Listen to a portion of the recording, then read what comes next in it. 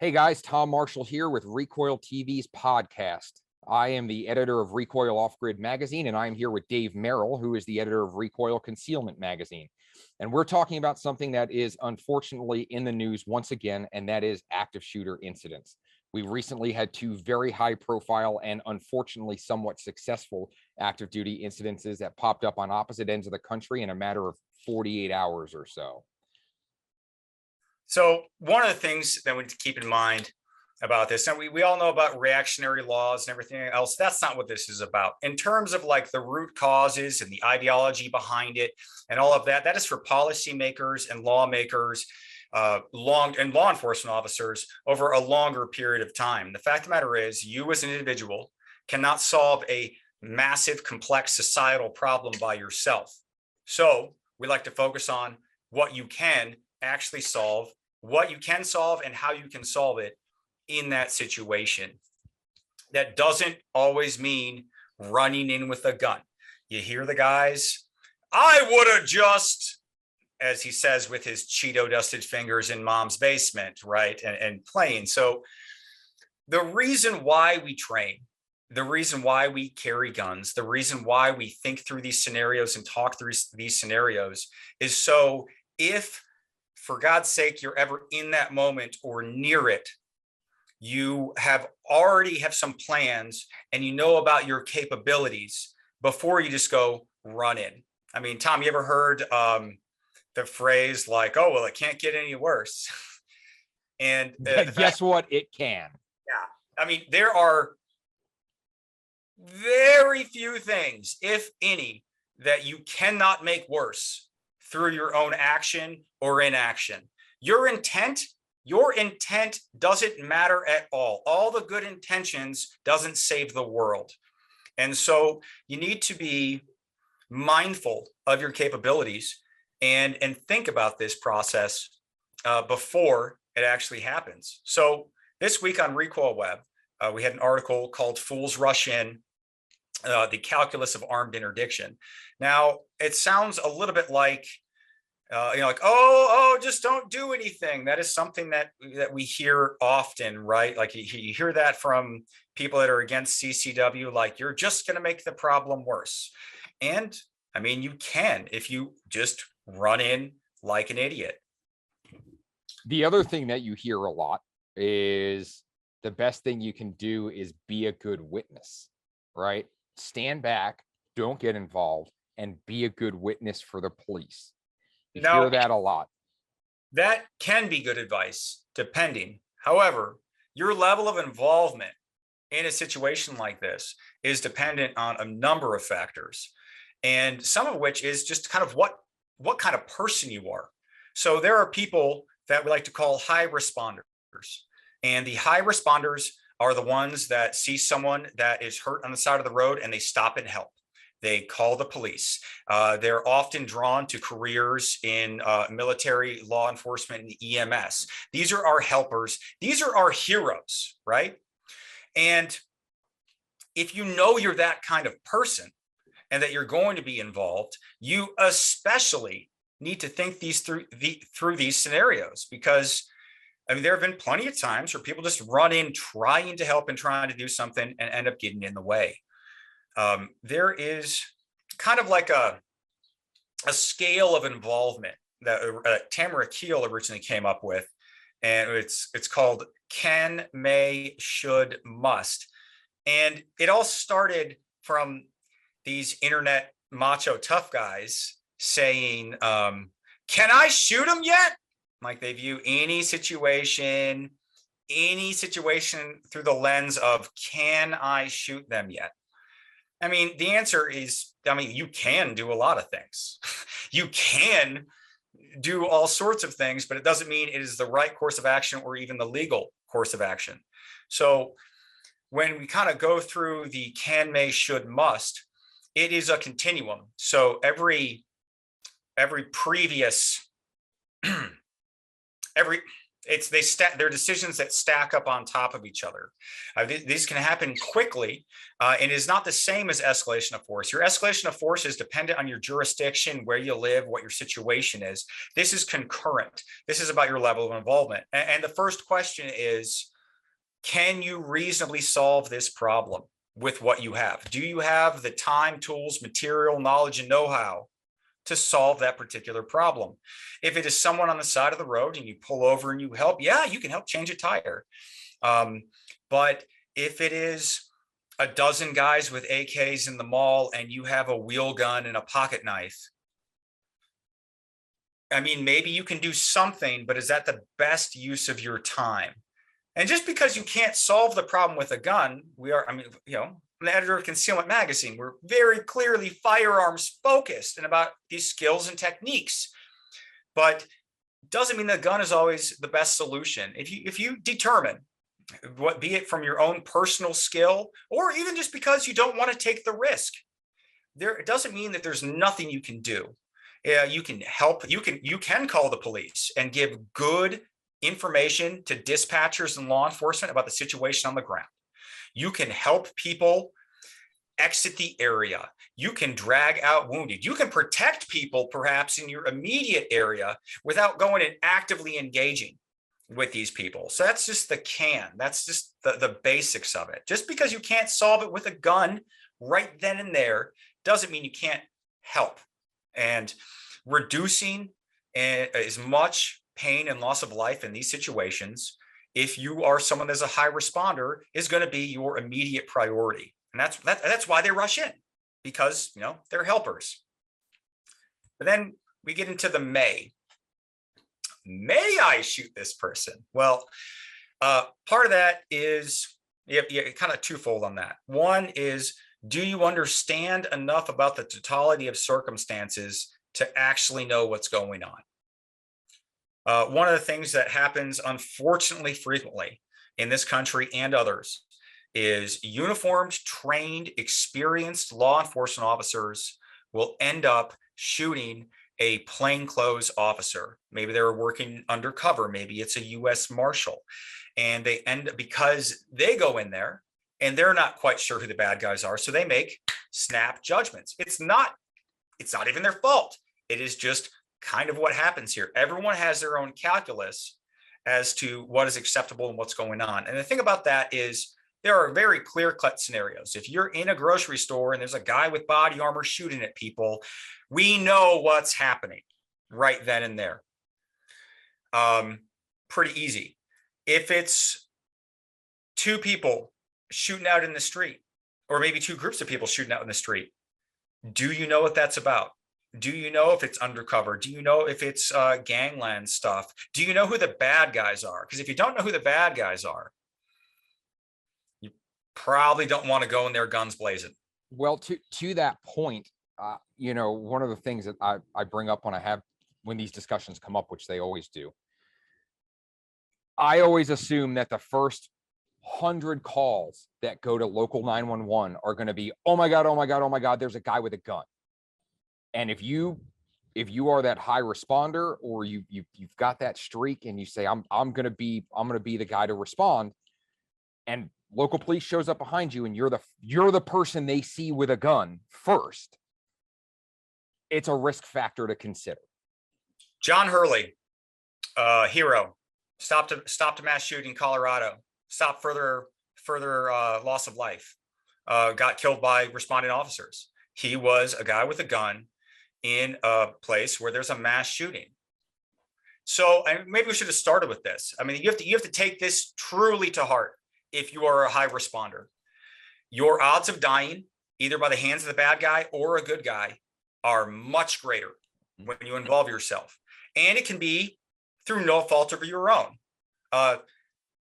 Special forces guys can get killed by teenagers. Professional NASCAR drivers can get T-boned by a 15-year-old with a learner's permit, right? And so the reason why we train is to help mitigate and reduce some of these things, but you can never eliminate all risk. And for a lot of people, I'd consider it a good death. If I died trying to help save lives, and even if a good guy got me, that seems like a pretty worthy death.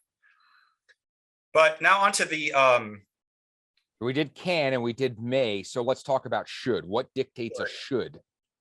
So should is where the high responder types, the guys that are drawn to law enforcement, EMS, are going to intervene. Like they won't be able to help themselves. And that one is my interdiction going to stop this or reduce the loss of life? Like, do I have a good chance of solving this problem? Do I understand enough about this problem to solve it? Is it clear cut enough? And am I going to save lives if I do it? And so that's where the should comes in. We're not talking about even a legal obligation. I mean, sworn law enforcement officers in this country don't have a legal obligation for all manner of things, but they still will do it, or at least most of them. That's why they became cops in the first place. And you hit that point for should, but there's another caveat to should. Do you have other responsibilities? If you are at Walmart and you have your 4-year-old with you and there's no one else there, now what do you do?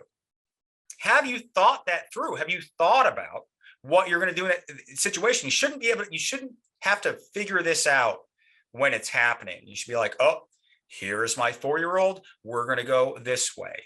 I have friends, and actually, so Melody Lauer wrote a phenomenal piece and has done several videos about concealed carrying while wearing a baby and having children and children around them. Citizens Defense Research does an awful lot of this gunfighting around children because we care about our kids, but the people shooting into the crowd damn well doesn't care about our kids. So like they have a plan where her husband, it's actually her responsibility to make sure the kids are safe. And she's the one with the gun because she's the one that is more proficient.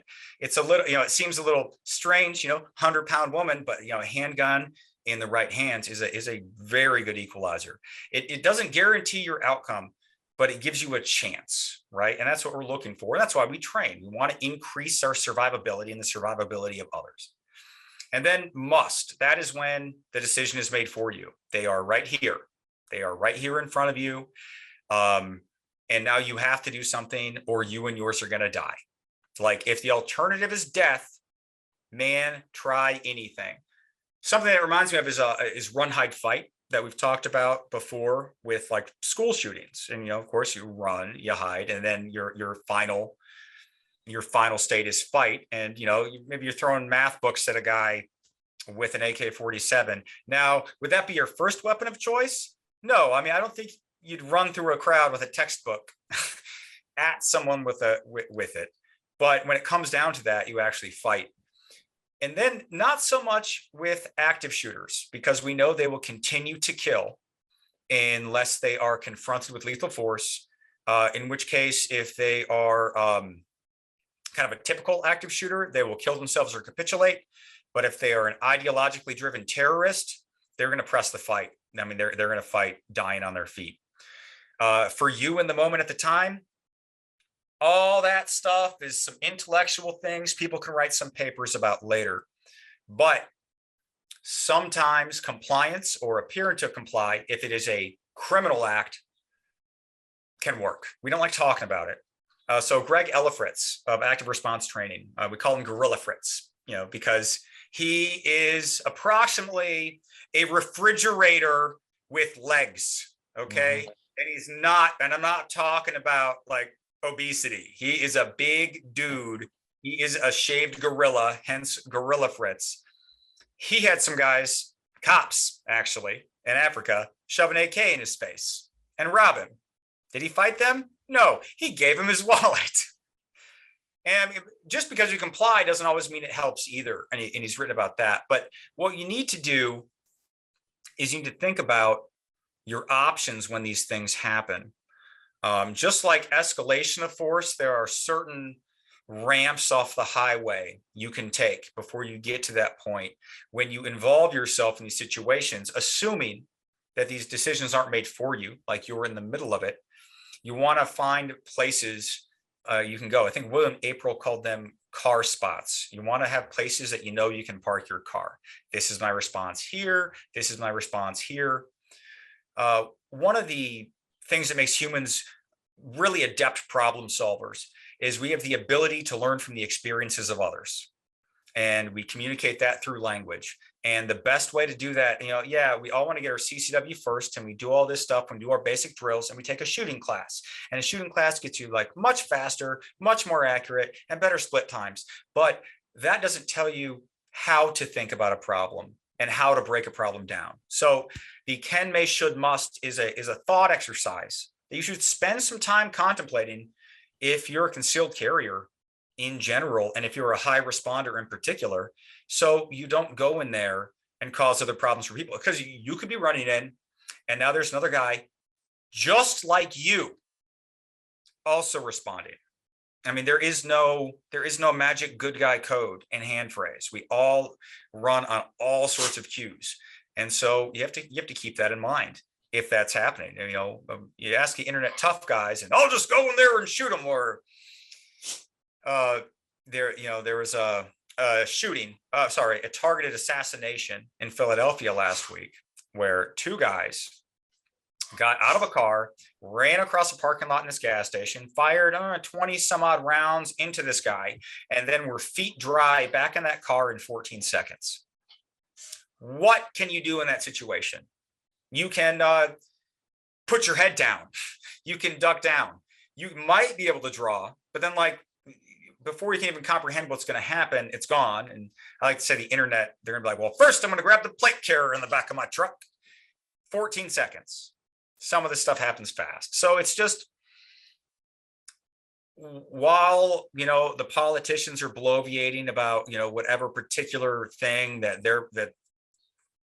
their side says will take, no. Let the talking heads deal with that. You need to think about you and yours, because literally your life and the lives of others depend on it. Also, one other thing about it, and this is more on the criminal side, active shooter, it says death or not. On the criminal side, nobody goes into a lethal force encounter, like deadly force, thinking that they're wrong, right? Like they're pretty certain that they know what's going on, and then things can kind of escalate out of control. And is that force legally justified can make the difference between like a criminal conviction and not being criminally convicted. But depending on your state, you could also have an awful lot of civil liability. And even if you win that court case, man, anyone that has ever been involved in the American legal system as a defendant will tell you that it is time consuming and expensive.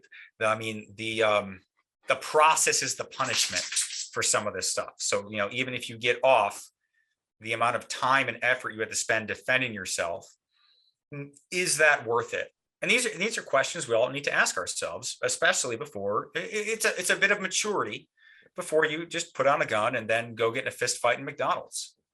Even if you win, you can still lose. Yeah. Or the other way is you might beat the charge, but you can't beat the ride. Mm-hmm. Like, yeah. So it's a lot to consider. Yeah, it's a heavy topic. I mean, we're talking about active shooters and terrorists and responding, and other people responding, and there's a lot of chaos in those situations. So the best bet, yeah, is hunker down. If survivability, mere survivability is your goal, hunker. If you're a high responder, man, get some training. Also, medical.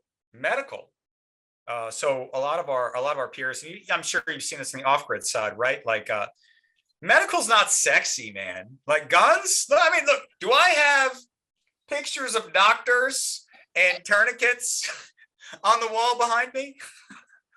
No, I got guns. Guns are awesome. They're all sorts of things. Guns are the sexy part of it. Bleeding out is not.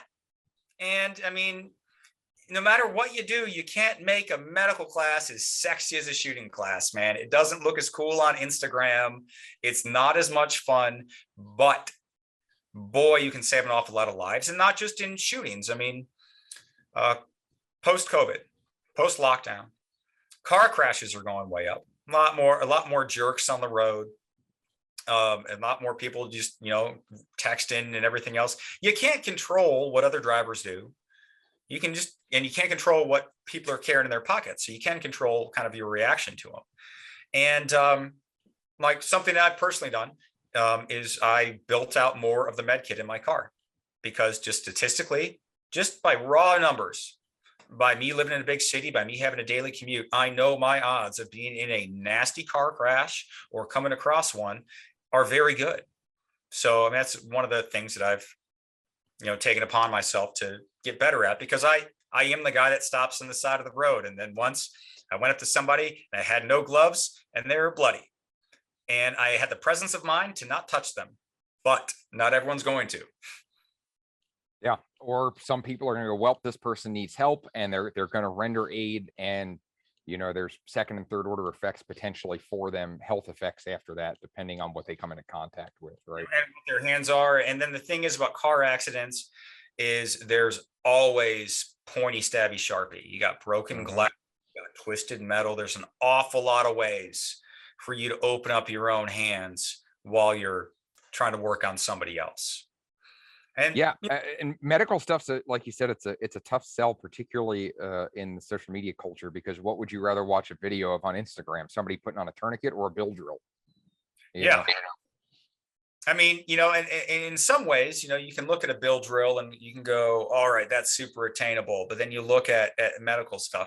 Medical training in general is really not that old when you think about it. Like, we think about, yeah, there were healers and everything else, but look at the contents of a World War II medical kit. I mean, what'd you have? Like, I don't know, a little heroin and then some wound packing stuff. Pretty much. I don't think it was until, was it Vietnam or after Vietnam, that you didn't even see tourniquets in military, medical kits and IFAKs and things like that. The old training was that a tourniquet was always a last ditch effort. Like when I was a kid growing up in Boy Scouts, it was like, never put a tourniquet on anything. But we've had 2 decades of war in the United States, and our survivability has been greater than ever. And our medical technology always gets much better. And although a tourniquet could cause compartment syndrome, like killing the limb of what you're cranking down on, we have much better tools and techniques and medicines to deal with that than we used to back in those days. And so we found out in the Boston bombing, man, I mean, an improvised tourniquet is better than no tourniquet, but you know what's better than an improvised tournament? A real tourniquet. Yeah. And Boston bombing is a great example. Not a problem you could fix with a gun. Oh yeah. Here you go. Boom. Now what? Yeah, a bomb already went off. I can't shoot it. So now what? And that plays into, what we're talking about, if you perceive yourself as a high responder, whether you're an actual sworn or not, or you're a civilian who feels that you have a strong compulsion, or you're maybe a veteran that's got some experience, or, you're a training junkie and you've got school after school under your belt. There is definitely more to it than the shooting portion, and medical is definitely a great one to start with. I'm going to throw in, I've got 3 M's: medical, marksmanship, and movement. And I'm going to bounce here a little. I'm going to talk about movement. I have a hashtag unpopular opinion that I think a basic level CQB course is good for everybody.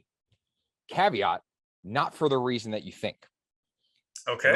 Everybody looks at CQB and they think, you typically hear one of 2 things, right? One, it's what is it? It's cowboy fantasy camp, right? Or it's operator fantasy camp. The guys that take that training only take it because they want to pretend like they're special forces or SWAT guys or whatever.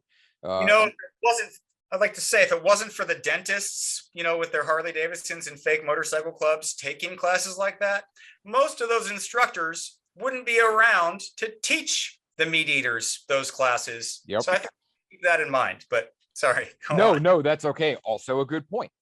But the second thing that comes along with that is, I think I would argue that most people going into a CQB class, or outside people looking in who maybe haven't taken this training, but they know it's out there, they've seen videos of it on YouTube or Instagram. I think the immediate default in terms of, well, how do we imagine those skills being used? I think the default is, well, if I'm taking a course about CQB or room clearing or whatever you want to call it, if I have to use those skills, I'm going to use them to clear a room. right? And we'll go back to the active shooter example, maybe a workplace or something like that, you know, right? Well, I'm gonna clear my way to the bad guy and I'm gonna engage. Possible, sure. I would argue where the quote unquote average person gets more out of that is that in order to be successful in a CQB / room clearing environment, you have to learn how to visually process the world around you in a very specific, very methodical way. And even if your intent, even if you are at the run end of run, hide, fight, the skills that you learn for like room clearing 101, I think are still really valuable, because if you are trying to egress from an area where an active shooter is doing their work, you can do one of two things. You can pick a direction and run blindly and hope that you don't come around a corner and crash face to face into this guy and become the next victim. Or if you know just a little bit about how to pie a corner, how angles work, how dead space works, even if you don't have a gun in your hand, even if you don't have a gun on your person, you can still use those same visual processing skills to more safely affect your egress. You also are taught to recognize your high kill zones, right? You know, hallways, doorways, etc. You know where the fatal funnels are. The comparison I always like to use for, you know, the crazy jocked up classes is, you know, just because you're not a race car driver doesn't mean that learning how to drive a race car and double clutching or what, I'm not a car guy. But just because you're not that guy doesn't mean you can't take some of those lessons and apply them to your daily life. And kind of like we were talking about before, you have to have like this basis of your capabilities. You can always scale down, but you cannot just instantly scale up in the moment. And I think that's where a lot of people get lost, because they buy a gun and then they're like, okay, I'm good. And then they have this situation where they're like, oh, if I just show the gun, then they're just going to run, they're just going to scamper off.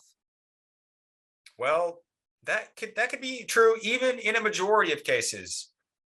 But then you run into the guy who doesn't care you have a gun, or your pre-planned response in your head doesn't work and it breaks down. Your imagination, you have a failure of imagination, a failure of understanding, because this other persons here always get a vote.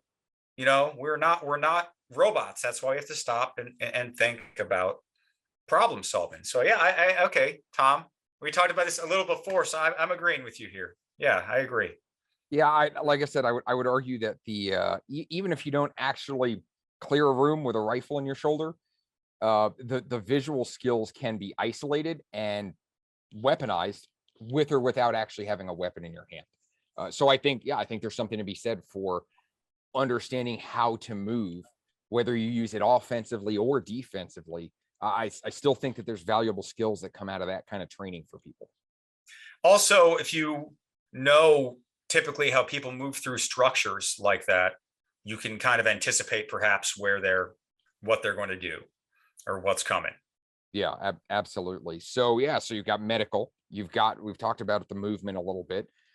So let's we're doing this backwards, but let's go to probably the M that everybody thinks of first, which is marksmanship, right?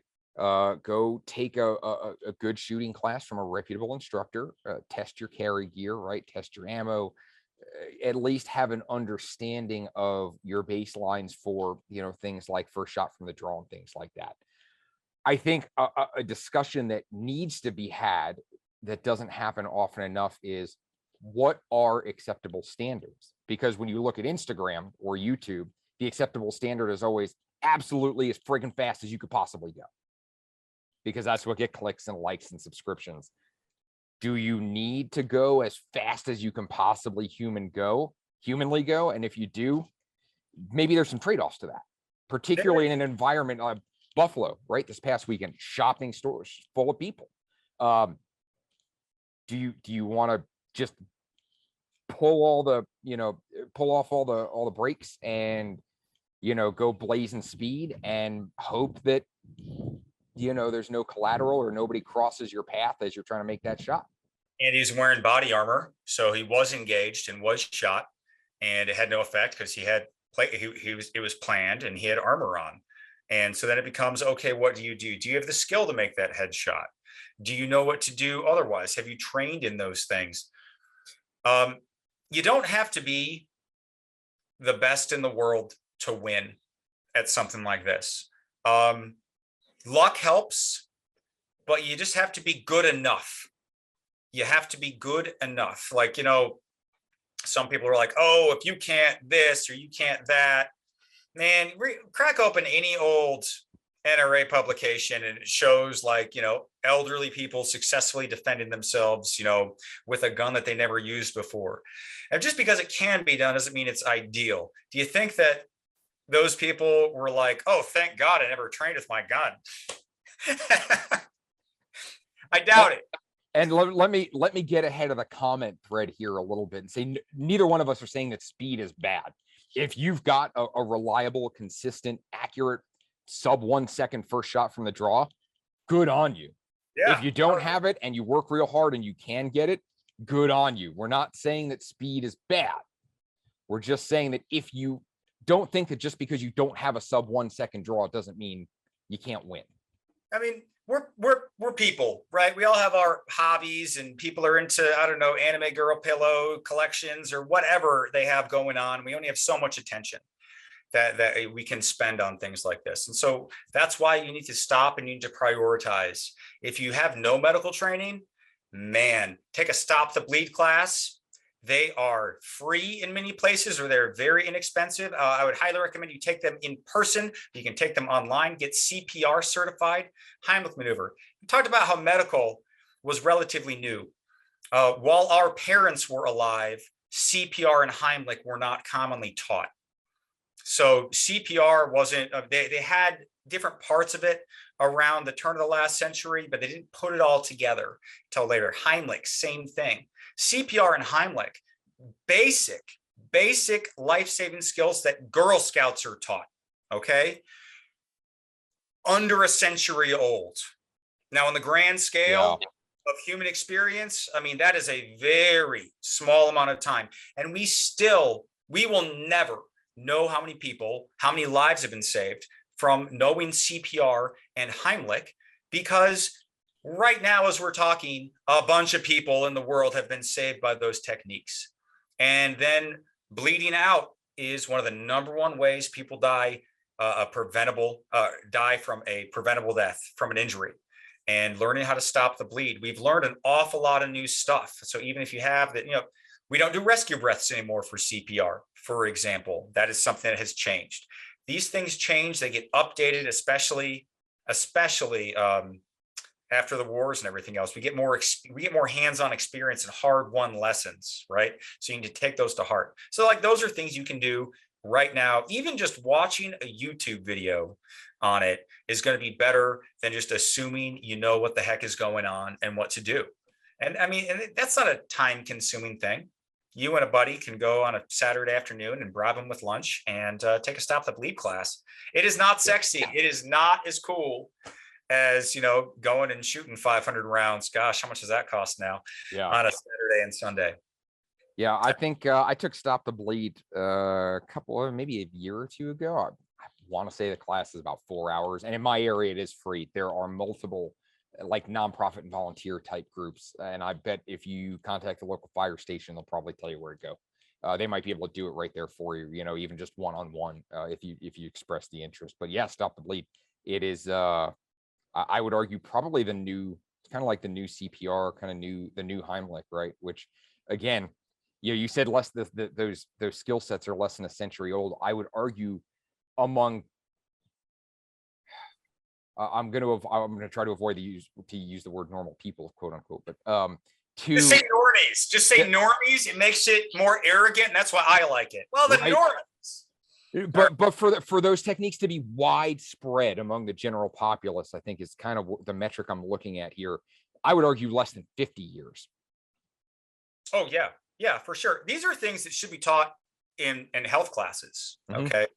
I mean, I've had choking incidents with my 7-year-old before, right? And anyone out there with kids or is an aunt or an uncle to some kids, that kids are dumb and put things in their mouth and choke on things, and adults do it too.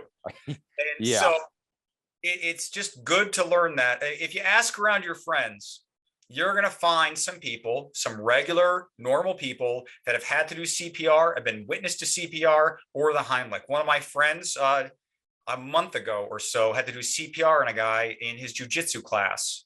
He did not make it, unfortunately, but yeah, rough. Man.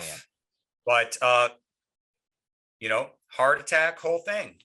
And if you don't have that, when you have those skills and knowledge, you're not going to sit there and go, I don't know what to do, and you're not going to get in the way. I mean, I guess you can always pull out your phone and put it on TikTok. But Hang on, let me look up how to do the Heimlich real quick. it'll be I'm going to be an old man yelling at clouds, but I'm just waiting for an active shooter, and then a bunch of people have their phones just instead. But I mean, those things are helpful, actually. Like in the Charlie Hebdo shooting in France, and people had their phones out, and they're like, "Why do they have their phones?" I'm like, "Because they're French civilians with no guns against terrorists with AKs in the street." And at least with that video, we had better knowledge and could break down and have a better understanding of how that whole thing went. So I'm not going to dog too much on the camera people, besides the fact that the people holding the cameras, if they were helpers, if they were high responder people, they would be in there helping, not recording. So I think maybe kind of the bystander effect has been there. And if no one is taking charge, then, well, I guess it's your responsibility. I hope you know what you're doing. Yeah. You bring up so you mentioned using phones, so that's gonna be the segue. So we have talked a lot about sort of the branch tree decision making, right? And then we talked about what kind of training and individual preparation goes into being able to kind of really work your way successfully through those branch trees. I think one of the things we haven't touched on is what can you do ahead of time aside from training, right?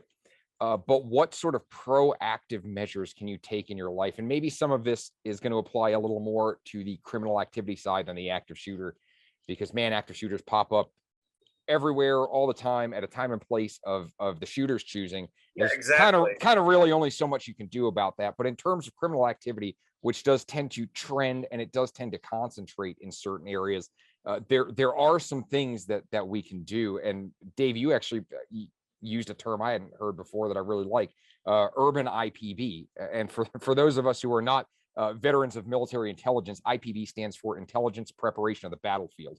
And it's basically the process you go through before the Army's going to invade an area. They do research.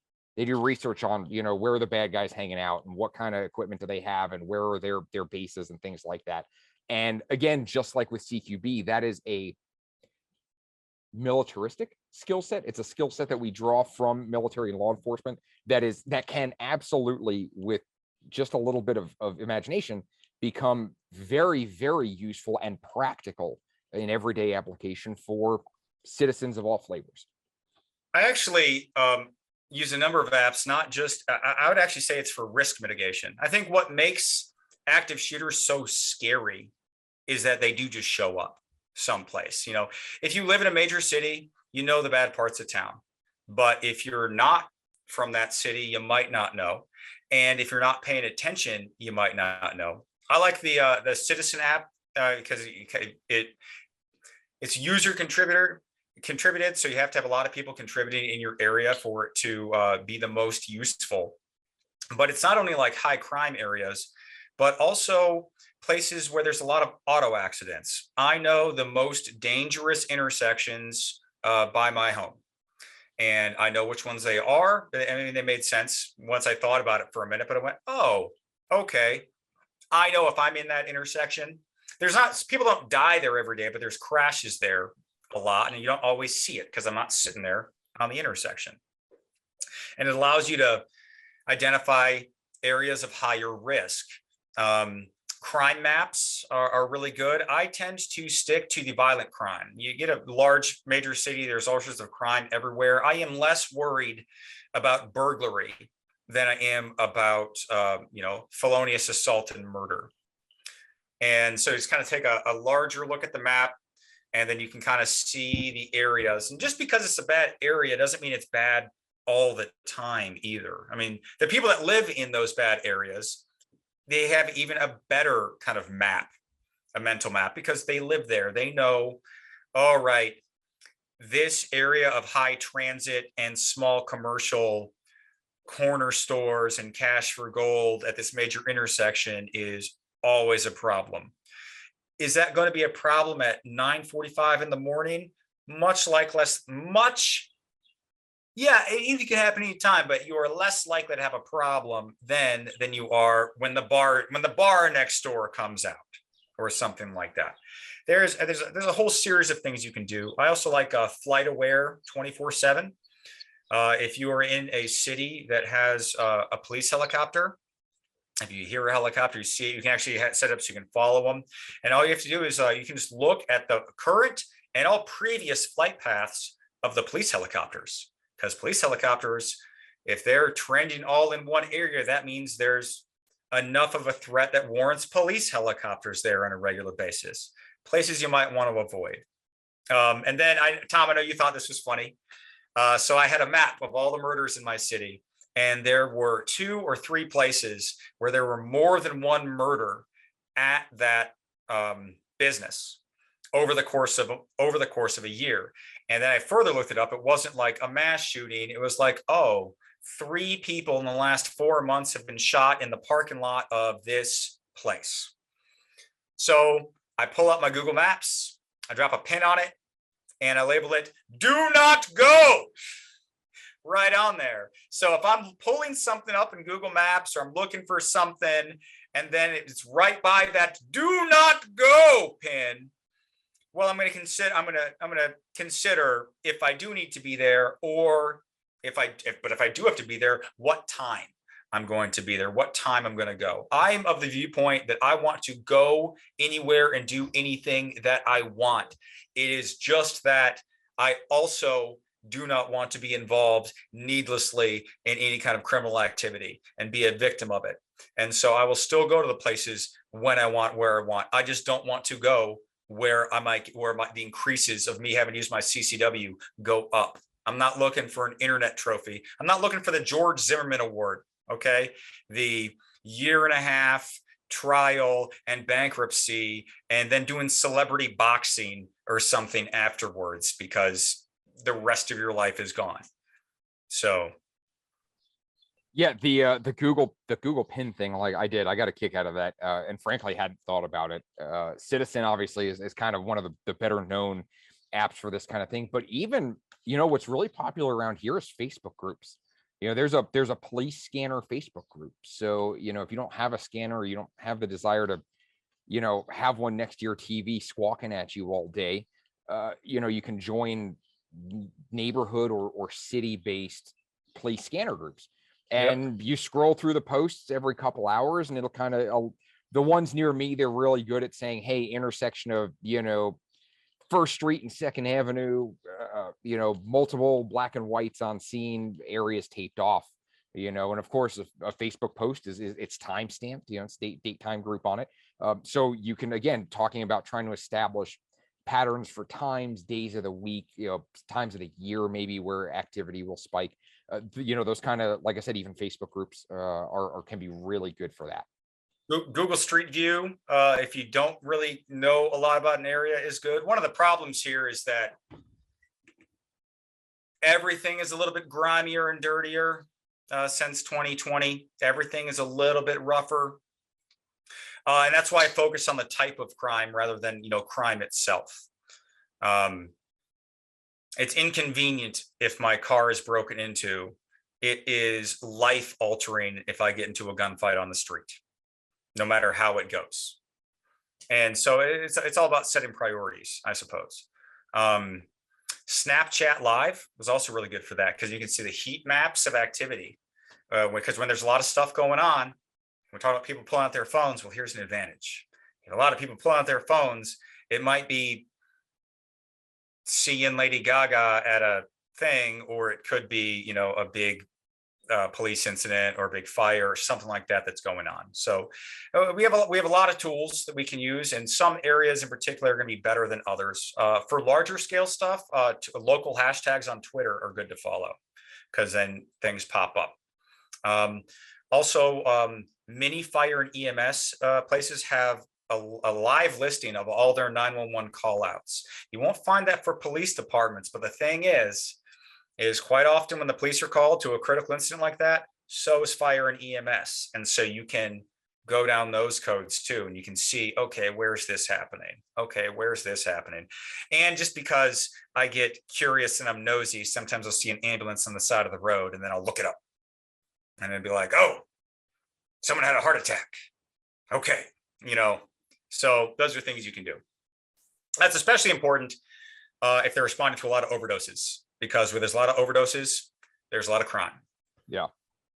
Yeah, absolutely. And, when you start talking about like layering capabilities, right? So if you have, if you're in a couple of these Facebook groups, or, you've got a couple of these apps, or like you said, you can even check in at the department level or search local hashtags. If you have a group chat with a couple of your neighbors or some of your family members that are in the area, or you have a Discord with, maybe your group of range buddies, right? That all go out and shoot together once or twice a month. If everybody gets on those, or at least one or two you guys get on those groups, right? Well, guess what? If you pick up the news and that one of your friends lives in that area, and hey guys, stay away from the corner of First and Second, I just saw such and such on this group, or Snapchat live heat map if you're driving, avoid that area, or whatever it is, right? But yeah, then now there are things that not only you can do for yourself, but that you can do for your friends, family, loved ones. Yeah, that was, we can, this turns into a larger conversation, but I mean, literally doing local volunteering for your local neighborhood and community gets your face out there. You get to know more people from more backgrounds. You are visibly the good guy. People know you if something happens. And these are people these are the people you're trying to help protect if you're a high responder. So yeah, get involved in your neighborhood and all the hippie kumbaya stuff, as well as learning how to you do a bill drill into a credit card and a forehead. So yeah, absolutely. And I think we covered a good amount of points. I'd say that I think this brings us to the end of the episode. We covered kind of some of the recent incidents that have gone on that precipitated this. We have talked about the branch tree and decision-making matrix for if you're in the moment deciding what to do or how to do it. What kind of training can you get under your belt beforehand to make you prepared to execute the branch tree, and what can you do even before that to hopefully, ideal goal for everybody is to just not wind up in a situation where you have to put those skills to use in the first place. So hopefully this was some good information for you guys. Dave, thank you for jumping on with me and riffing about this for a little bit. And stay tuned for the next episode of RECOIL TV podcast. We really appreciate you tuning in, and we'll talk to you next time.